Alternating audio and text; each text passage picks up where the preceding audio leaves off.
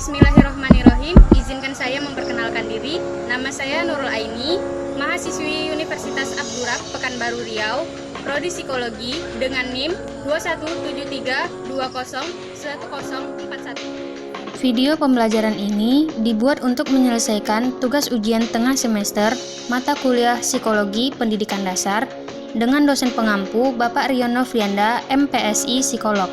Dan saya akan membahas tentang teori belajar humanistik. Saya mengambil teori ini karena menurut saya teori ini sangat menarik dengan inti memanusiakan manusia. Langsung saja kita masuk ke dalam pembahasannya. 3, 2, Baiklah, kita masuk ke dalam materinya, yaitu teori belajar humanistik. Apa itu teori belajar humanistik? Teori belajar humanistik adalah kegiatan jasmani dan rohani yang dirancang untuk memaksimalkan perkembangan sebagai upaya penguasaan khazanah ilmu pengetahuan sebagai rangkaian kepribadian yang utuh. Teori humanistik ini berasumsi bahwa teori belajar apapun itu baik dan dapat dimanfaatkan asal tujuannya untuk memanusiakan manusia. Suatu teori baru terbentuk bisa saja karena pencetus teori baru ini merasa ada yang salah atau ada yang kurang pada teori sebelumnya.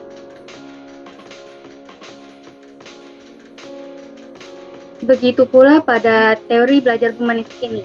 Teori ini tidak sependapat pada stimulus dan respon. Karena manusia itu bukan robot. Jadi, teori belajar humanistik ini adalah untuk memanusiakan manusia. Selanjutnya, kita masuk ke dalam tokoh-tokoh humanistik dan teorinya. Tokoh pertama yaitu Abraham Maslow. Abraham Maslow disebut juga atau dikenal juga sebagai Bapak Humanistik. Abraham Maslow mengatakan, manusia berperilaku guna mengenal dan mengapresiasi dirinya dengan sebaik-baiknya. Abraham Maslow juga mencetuskan teori hierarki kebutuhan. Teori hierarki kebutuhan itu ada 5, mulai dari yang terendah yaitu fisiologis, yang kedua rasa aman, yang ketiga cinta dan rasa memiliki, yang keempat harga diri, dan yang kelima aktualisasi diri.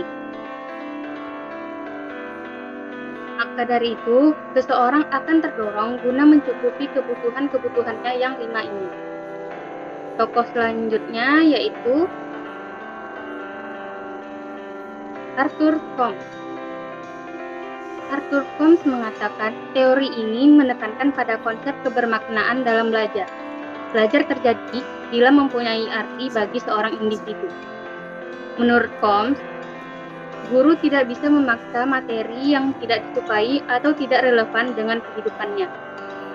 Sebagai contoh, anak yang tidak bisa dalam pelajaran matematika ataupun sejarah itu bukan karena dia bodoh, tetapi karena dia enggan dan terpaksa melakukannya. Terpaksa di sini seperti akibat tidak ingin melakukan, tapi dia tahu dia harus melakukan itu. Hal seperti inilah yang dapat menimbulkan penyimpangan buruk ataupun perilaku buruk. Seperti yang kita tahu, matematika adalah pelajaran wajib yang harus dipelajari mulai dari SD sampai SMA. Lantas, pelajaran apa sebagai contoh implikasi humanistik yang tidak ada paksaan di dalamnya? Sebagai contoh, pada pelajaran seni budaya dan prakarya, seorang guru akan memberikan tugas, buatlah suatu karya sesuai dengan kreasi masing-masing. Nah, di situ kan tidak ada paksaan di dalamnya, karena menggali motivasi siswa untuk mengkreasikan suatu karyanya sendiri, tanpa paksaan apapun. Tokoh selanjutnya yaitu Carl Rogers yang mengatakan penyebab kecemasan psikologis adalah inkongruensi, yaitu saat diri ideal seseorang tidak cukup bertumpuk dengan konsep dirinya, atau pada saat diri ideal seseorang tidak cukup untuk berpijak pada konsep dirinya. Menurut Rogers, ada 2 tipe belajar, yaitu kognitif, kebermaknaan, ataupun ingatan, dan eksperimental, ataupun pengalaman.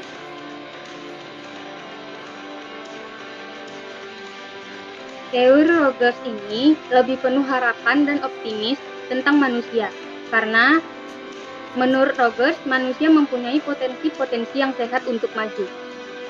Teori Rogers ada juga dalam teori belajar bebas, menyatakan bahwa tidak ada paksaan atau tekanan dalam belajar. Belajar bebas di sini ialah belajar bebas tapi terarah, bukan dalam konteks bebas tapi tidak mempunyai aturan. Tokoh selanjutnya yaitu Donald Smith yang mengatakan lukisan persepsi diri. Dalam seseorang itu terdapat dua lingkaran. Pertama, lingkaran kecil sebagai persepsi diri dan lingkaran besar sebagai persepsi dunia. Selanjutnya, kita masuk ke dalam implikasi teori belajar humanistik. Guru sebagai fasilitator. Guru menempatkan dirinya sendiri sebagai sumber yang fleksibel. Sumber yang fleksibel agar dimanfaatkan oleh kelompok seperti dalam diskusi kelompok, guru yang mengarahkan jika ada siswanya yang kesulitan. Gurulah yang memberikan arahan-arahan bagaimana dalam menyelesaikan suatu masalah tersebut. Guru membantu siswa memenuhi kebutuhan-kebutuhannya yang lebih tinggi. Yang ketiga, guru memberikan perhatian kepada penciptaan suasana awal. Penciptaan suasana awal itu seperti saat masuk kelas, guru tidak menciptakan suasana yang canggung ataupun suasana yang suram. Guru harus bisa memberikan suasana yang ceria, agar murid-muridnya pun merasa nyaman berada dalam kelas dan mengikuti pelajaran sampai kelas berakhir.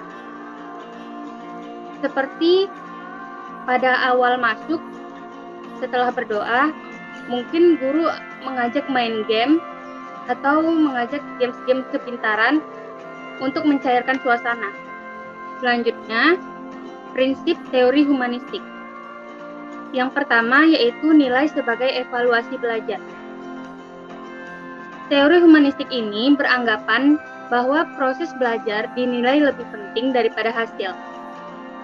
Yang kedua, perasaan maupun pengetahuan sangat penting dalam sebuah proses belajar dan tidak memisahkan domain kognitif atau domain pengetahuan dan ingatan dan afektif, perasaan. Yang ketiga, siswa akan termotivasi mengkaji materi terkait dengan kebutuhan dan keinginannya. Yang keempat, siswa harus termotivasi dan merangsang diri pribadi untuk belajar sendiri. Di sini diharapkan siswa menjadi kreatif dan semangat karena dia mengkaji materi yang dia inginkan sendiri. Kelima, siswa terhindar dari tekanan lingkungan sehingga mereka akan merasa aman untuk belajar. Tekanan lingkungan di sini seperti di sekolah, ada para guru, staf, ADM, teman sebaya, kakak kelas, ataupun adik kelas. Selain lingkungan sekolah, ada lingkungan rumah, yaitu seperti keluarga, ayah, ibu, adik, kakak, dan di luar keluarga seperti tetangga. Selanjutnya, siswa tidak ditekan, melainkan dibiarkan belajar bebas. Belajar bebas di sini ialah belajar yang terarah dan dalam aturan. Peserta didik diharapkan bisa mengambil sebuah langkah sendiri dan bertanggung jawab atas langkah-langkah yang diambilnya. Yang terakhir, manusia itu memiliki kemampuan untuk belajar secara alami. Pada video pembelajaran ini ialah teori humanistik berinti pada memanusiakan manusia. Teori ini berprinsip pada siswa belajar bebas, di mana siswa tidak ditekan, melainkan diberikan kebebasan mengambil sebuah langkah sendiri. Guru sebagai fasilitator mengambil andil suasana awal, dan siswa diharapkan menjadi lebih kreatif. Teori ini beranggapan bahwa proses belajar lebih penting daripada hasil. Sekian video dari saya. Lebih dan kurangnya saya mohon maaf. Saya menyadari banyaknya kekurangan dalam video ini. Sekian dari saya ucapkan wassalamualaikum warahmatullahi wabarakatuh.